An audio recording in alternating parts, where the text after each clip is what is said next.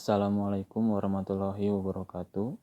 Salam damai sejahtera, salam rahayu, sampurasun, Om Swastiastu, Namo Buddhaya. Teman-teman sekalian, perkenalkan nama saya Imam Al Imron. Saya di sini akan sedikit berpendapat tentang apa yang telah terjadi beberapa hari belakang ini, tentang banyaknya pagebluk yang terjadi di Nusantara maupun di bumi kita. Banyak sekali berita yang viral dan trending di media sosial, terutama tentang virus corona, gunung anak Krakatau meletus, dan yang paling viral adalah munculnya suara dentuman yang diiringi dengan berbarengannya meletusnya gunung anak Krakatau. Saya akan berbagi pendapat tentang pendapat pribadi saya dengan fenomena apa yang terjadi saat ini. Dan banyak juga tentang yang menafsirkan atau banyak berpendapat dalam artikel-artikel, thread atau di Twitter tentang adanya satu judul yang mengibaratkan adalah Sabdo Palon Nagih Janji. Banyak sekali yang bertanya, Sabdo Palon Nagih Janji itu apa maksudnya? Dan siapa Sabdo Palon tersebut?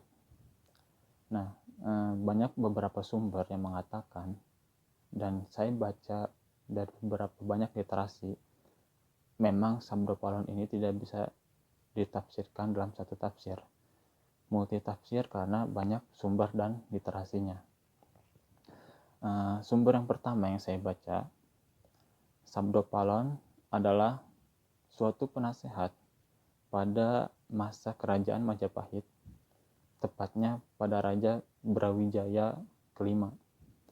Nah, dia di situ sebagai penasihat raja-raja lah. Tapi di suatu kejadian terdapat seperti paceklik yang akhirnya Raja Brawijaya dan Sabdo Palon ini harus berpisah. Dan akhirnya Sabdo Palon ini menghilang, dan disebutkan dalam sumber tersebut berubah menjadi kasarnya Dedemit. Nah, lalu beliau ini singgah atau berdiam diri di Gunung Tidar, dan beliau adalah raja atau penguasa seluruh tanah Jawa pada saat itu. Lalu di sumber yang kedua, pada masa itu terdapat suatu sultan atau raja di Turki yang bisa disebut Muhammad pertama, Muhammad I pada masa itu, raja Turki, yang mengutus salah satu ulama dari Persia untuk mensyiarkan agama Islam di tanah Jawa.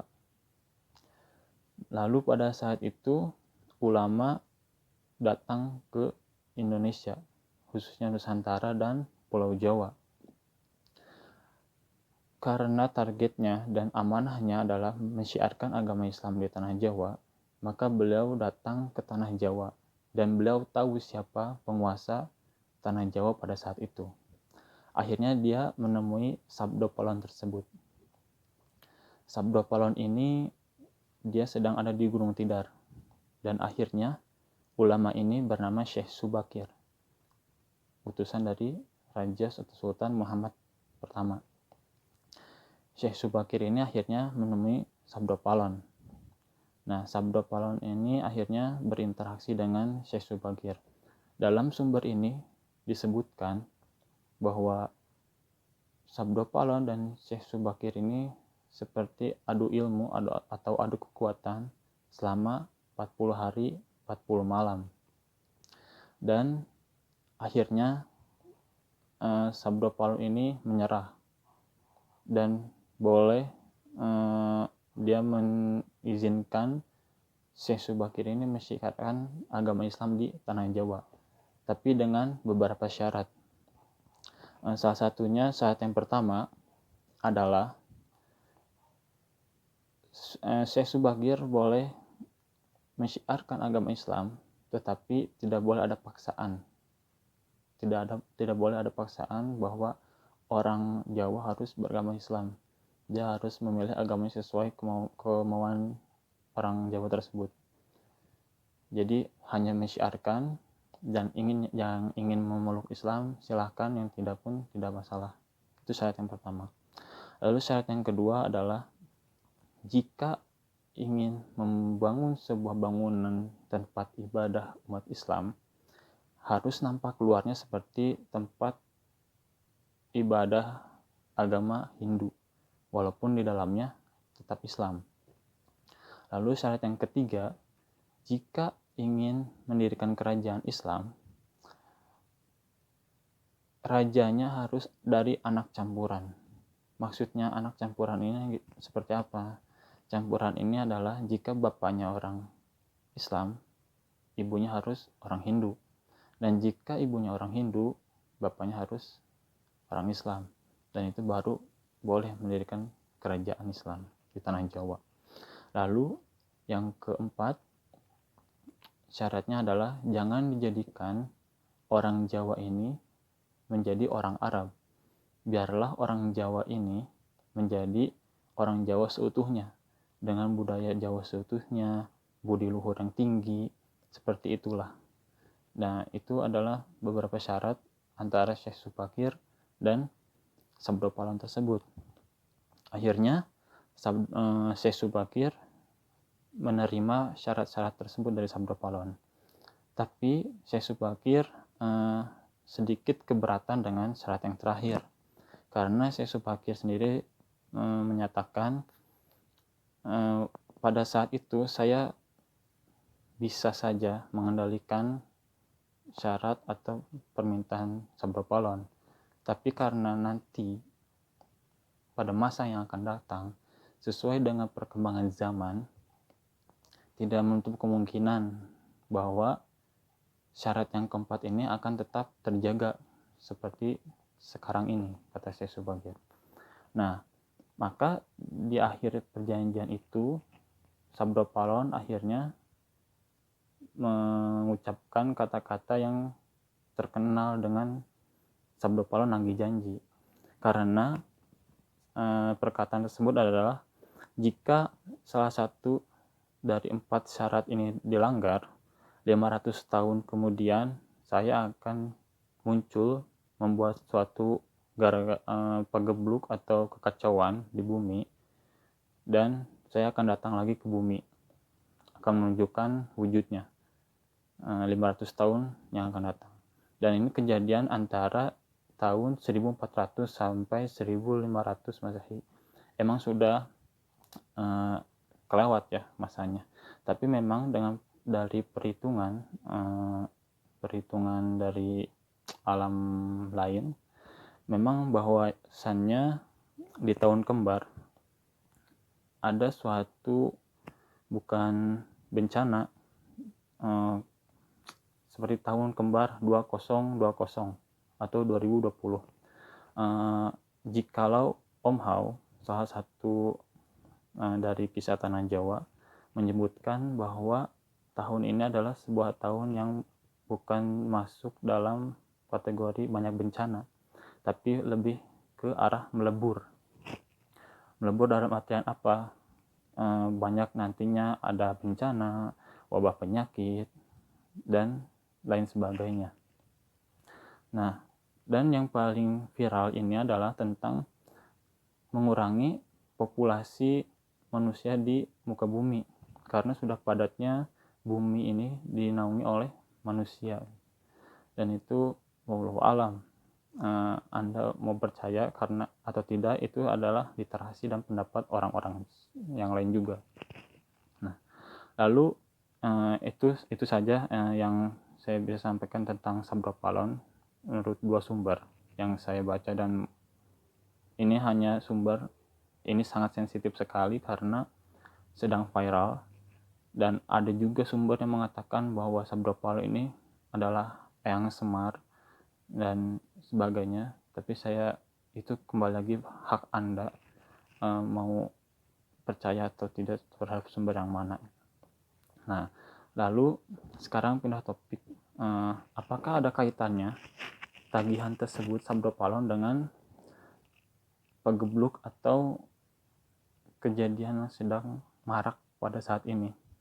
Adanya virus corona, lalu akhir-akhir ini yang kemarin terjadi Gunung Anak Rakatau meletus, serta adanya dentuman yang bagi yang mendengar mungkin sangat keras di warga Jabodetabek ya. Apalagi saya dapat info itu Depok atau Bogor sangat keras suaranya. Dan walaupun tidak semua orang bisa mendengar suara dentuman itu. Nah, tetapi suara dentuman ini menurut BMKG dia menyebutkan bukan berasal dari letusan Anak Krakatau dentuman ini, karena intensitas dari meletusnya Gunung Anak Krakatau itu sangat rendah. Bahkan dari tempat penglihatan di Pantai Carita di Banten itu emang tidak terdengar. Jadi emang murni pure bukan dari Anak Krakatau. Secara geologi, kita jangan dulu masuk ke metafisika. Secara geologi dan fisikanya. Nah, lalu kenapa suara dentuman ini bisa terjadi? Sejatinya Indonesia ini terdapat atau mengelilingi sebuah ring of fire, ya, yang artinya banyak sekali gunung-gunung berapi yang masih aktif, lempeng-lempeng pun masih bisa bertabrakan atau berjauhan ataupun yang lainnya, karena termasuk dalam kawasan ring of fire tadi. Dan sebenarnya jika kita lihat di bawah gunung itu ada seperti rongga-rongga yang berkaitan antara gunung lain ke gunung lain. Dan di bawah rongga ini sebenarnya ada suatu hal yang bergejolak. Dan lebih bahayanya jika gunung berapi ini tidak meletus, bayangkan apa yang dalam perut bumi ini bergejolak, dan suatu ini gunung tidak meletus, pasti akan yang terjadi adalah meledak gitu. Dan harusnya juga bersyukur, walaupun ya bersyukur juga Indonesia adalah negara dengan kekayaan alam yang melimpah, tapi di balik itu ada suatu hal yang harus disiagakan. Nah, lalu itu dari geologi dan fisikanya. Jadi suara dentuman itu bukan berasal dari Anak Krakatau meletus, walaupun beriringannya itu hanya kebetulan saja beriringan meletus dan terjadi suara dentuman gitu. Lalu kita jika bahas di metafisikanya, ini kalau kata Om Haulagi, saya sebut beliau karena beliau adalah salah satu panutan saya dalam ilmu metafisika juga, karena pendapat yang dia sampaikan itu emang masuk akal dan cerdas, membuat saya terbuka pikirannya cukup luas. Dan baik lagi, suara dentuman itu terjadi dalam hal metafisik karena kita sebut para panglima dari setiap gunung itu lagi siaga istilahnya, udah mengeluarkan panji hitam untuk berperang lawan pagebluk ini. Karena pada dasarnya ada 6 gunung yang masih bergejolak, masih ingin menunjukkan eksistensinya. Bukan hanya Anak Krakatau saja, masih banyak yang ingin menunjukkan kekuatannya dari Anak Krakatau. Ada 6 gunung ini, ada di Sumatera, Selat Sunda, di Jawa, dan di Maluku. Dan saya bahas dulu yang di Pulau Jawa. Yang di Pulau Jawa ini ada 3 gunung. Gunung ini berawalan dari huruf S. Satu gunung di Jawa Barat, satu gunung di Jawa Tengah, dan satu gunung di Jawa Timur. Gunung ini semuanya berawalan hurufnya S. Panglima dari setiap gunung ini sudah siap siaga, sudah siap bertempur jika apapun yang terjadi. Dan memang banyak ataupun adapun orang yang mengatakan kerajaan-kerajaan gaib di Indonesia ini telah mengadakan rapat besar-besaran untuk paggelbuk ini, mulai dari Gunung Merapi, Gunung Lawu, bahkan di pantai selatan mereka sedang rapat istilahnya untuk memecahkan paggelbuk ini. Dan untuk masalah 2020 ini mungkin masih banyak atau bakal ada kejadian, tapi saya sarankan jangan terlalu banyak dulu keluar rumah ataupun traveling ataupun muncak. Sedikit hati-hati saja, walaupun wabah corona ini nanti sudah menghilang, tetap stay safe, karena memang masih akan ada yang ingin menunjukkan eksistensi lagi gunung-gunung yang lain gitu. Mungkin itu saja yang bisa saya kasih pendapat. Anda mau percaya atau tidak itu balik lagi ke Anda, karena saya hanya menyampaikan opini pribadi. Dan satu yang paling diingat, suara dentuman yang keluar itu janganlah kalian lupakan bahwa itu adalah salah satu tanda kekuasaan Tuhan yang Maha Kuasa. Jika tidak ada Tuhan, tidak akan mungkin dentuman itu terjadi. Itu adalah suatu tanda kekuasaannya. Maka dari itu, tingkatkan keimanan kalian juga. Mungkin ini adalah suatu warning atau peringatan terhadap kita. Jangan istilahnya jangan terlalu semena-mena terhadap dunia ini. Ini adalah peringatan, bukannya maksud untuk menakut-takuti ataupun apa.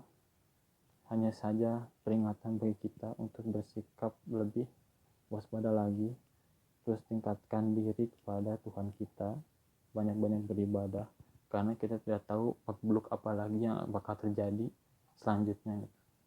Mungkin itu saja.